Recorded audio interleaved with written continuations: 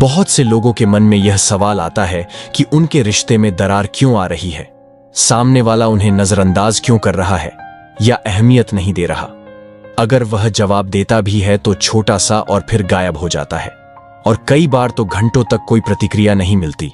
इससे ऐसा लगता है कि हमारी कोई कद्र नहीं है, और इसका असर हमारे मानसिक और शारीरिक स्वास्थ्य पर पड़ता है। अगर आप भी इसी तरह की स्थिति का सामना कर रहे हैं तो इस वीडियो में मैं आपको 5 ऐसी बातें बताऊंगा जिन्हें अपनाकर आप अपनी स्थिति बदल सकते हैं। इन बातों को समझने के बाद आपको लगेगा कि वही व्यक्ति अब आपकी ओर आकर्षित हो रहा है और आपसे बात करने के लिए बेताब है। इसलिए इस वीडियो को अंत तक देखें ताकि आपको उन तरीकों का पता चल सके जिनसे आप अपनी स्थिति में बदलाव ला सकते हैं। अब बिना देर किए मेन बात पर आते हैं। अगर कोई व्यक्ति आपको नजरअंदाज कर रहा है, आपको महत्व नहीं दे रहा या समय नहीं दे रहा, तो इसके पीछे एक मनोवैज्ञानिक कारण होता है। जब कोई व्यक्ति हमारे पीछे भागता है तो इससे हमारे अंदर छिपे अहंकार को संतुष्टि मिलती है। हमें अच्छा महसूस होता है कि कोई हमारे इतने पीछे पड़ा हुआ है। लेकिन जो लोग अपने ईगो में डूबे होते हैं वे अक्सर दूसरों का फायदा उठाते हैं या उन्हें अपने हिसाब से मैनिपुलेट करते हैं। इस स्थिति में यह समझना जरूरी है कि आपको क्या कदम उठाने चाहिए ताकि उनके अहंकार को आपकी वजह से संतुष्टि मिलनी बंद हो जाए। जैसे ही उनका ईगो आपकी तरफ से संतुष्ट होना बंद हो जाएगा, वे खुद आपके करीब आने की कोशिश करेंगे। आखिरकार हम सभी इंसान हैं और सभी में भावनाएं होती हैं।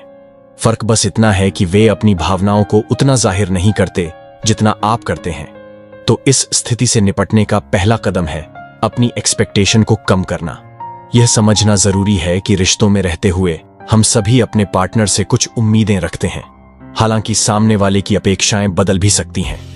कई बार वे आपको पीछे दौड़ाने, आपको परेशान करने या रुलाने में आनंद महसूस करने लगते हैं, जबकि आपकी ओर से उनका साथ और प्यार बनाए रखने की ख्वाहिश रहती है। ऐसे में सबसे पहले अपनी अपेक्षाओं पर नियंत्रण रखें। खुद पर थोड़ा संयम रखते हुए उन्हें भी यह एहसास दिलाएं कि आपकी भी अपनी एक अहमियत है। अगर वे आपकी वैल्यू नहीं समझ रहे हैं तो खुद को थोड़ा पीछे हटाएं। जैसे ही उन्हें एहसास होगा कि आप अब उनकी ओर नहीं भाग रहे हैं, तब वे आपकी कदर करने लगेंगे। अक्सर ऐसे हालात में रिवर्स साइकोलॉजी असरदार साबित होती है।